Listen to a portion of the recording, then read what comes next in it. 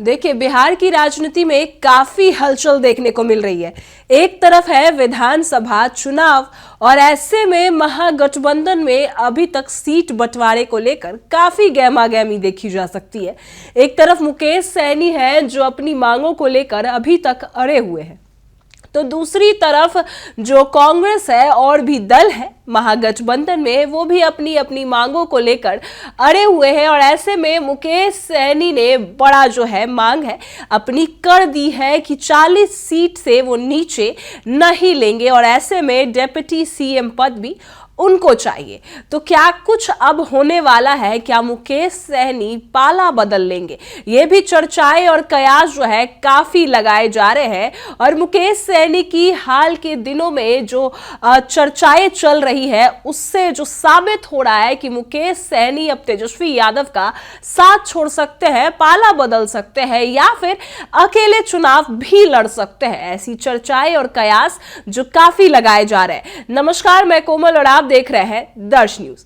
देखिए, लगातार महागठबंधन में सीट बंटवारे को लेकर बैठकें जारी है, चर्चाएं जारी है और मुकेश सहनी लगातार बयान देते नजर आ रहे कि 40 सीटों से कम अब नहीं लेंगे। पहले मुकेश सहनी 60 सीटों की मांग कर रहे थे, लेकिन अब वो 40 सीटों की मांग पर अड़े हुए हैं। और ऐसे में तेजस्वी यादव और महागठबंधन के सारे नेताओं के लिए मुकेश सहनी को 40 सीट देना संभव नहीं है।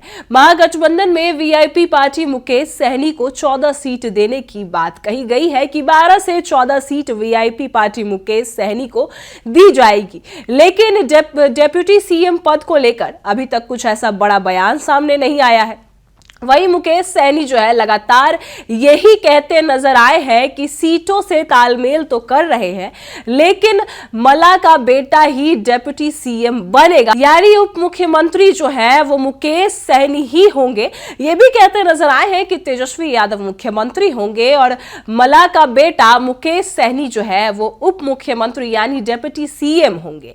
तो और एक चर्चा जो है काफी वायरल होता नजर आ रहा है कि मुकेश सहनी जो अपनी फेसबुक पोस्ट करते नजर आते थे तो पहले महागठबंधन का जिक्र किया करते थे, लेकिन हाल के पोस्ट में महागठबंधन का मुकेश सहनी जिक्र करते नजर नहीं आ रहे।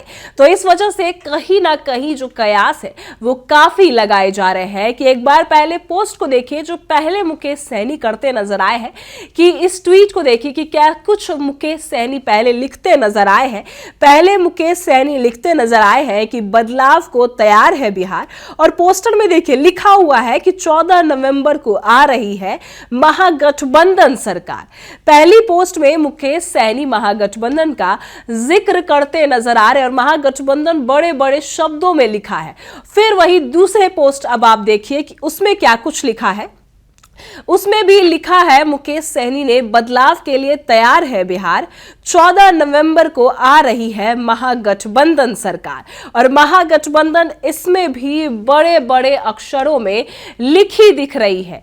तो महागठबंधन में उस समय तक जो पोस्ट करते नजर आ रहे थे मुकेश सहनी, तो सब में महागठबंधन लिखा नजर आ रहा था, महागठबंधन को शामिल कर रहे थे। लेकिन मुकेश सहनी के हालिया पोस्ट से महागठबंधन शब्द ही गायब हो चुका है। एक बार अब इस ट्वीट को देखिए जो हाल के ही दिनों में किया गया है, यानी कल परसों में किया गया है। मुकेश सहनी महागठबंधन का जिक्र ही नहीं कर रहे इस पोस्ट में। उन्होंने लिखा है 14 नवंबर को हम बिहार में ऐसी सरकार बनाएंगे जहां हर वर्ग को उसका हक और सम्मान मिलेगा। 14 नवंबर बिहार में हम ऐसी सरकार बनाएंगे जहां उसके वर्ग और हक और सम्मान को जो है जगह मिलेगी, लेकिन महागठबंधन सरकार बनाएंगे ऐसा कहते नजर नहीं आए हैं मुकेश सहनी।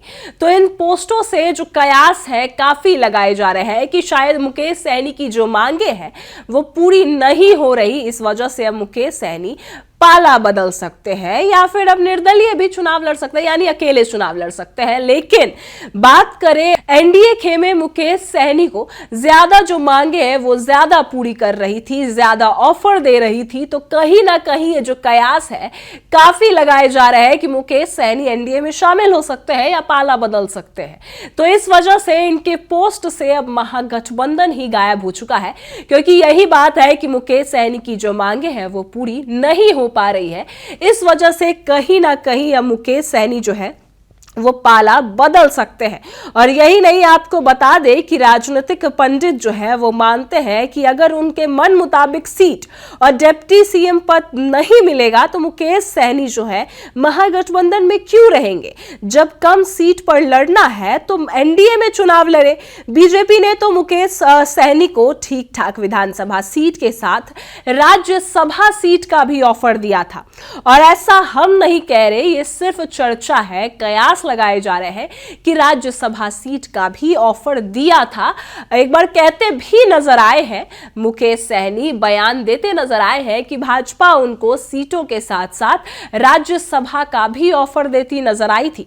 तो ऐसे में अगर महागठबंधन में मुकेश सहनी की मांगे पूरी नहीं की जाती है तो वो एनडीए में चुनाव लड़ सकते हैं, क्योंकि वहां पर ज्यादा ऑफर उनको मिल रहा है, वहां पर उनकी मांगे जो है वो ज्यादा पूरी हो रही है। क्योंकि महागठबंधन में मुकेश सहनी 40 सीटों की मांग कर रहे हैं तो सिर्फ 14 मिल रही है, और एनडीए में उनको जो ऑफर मिला था, ऐसा सिर्फ चर्चा है, हम नहीं कह रहे ये बात, कि उनको राज्यसभा के साथ साथ ठीक ठाक विधानसभा सीट भी मिली थी। अब क्या कुछ करते हैं मुकेश सहनी ये तो पता चल ही जाएगा, लेकिन फिलहाल जो है काफी कयास लगाए जा रहे हैं कि मुकेश सहनी अब पाला बदल सकते हैं। क्या कुछ करते हैं, जो भी अपडेट्स आएंगे हम आपको बताएंगे, लेकिन तब तक के लिए ऐसी ही खबरों के लिए बने रहे हमारे साथ। आप देख रहे हैं दर्श न्यूज।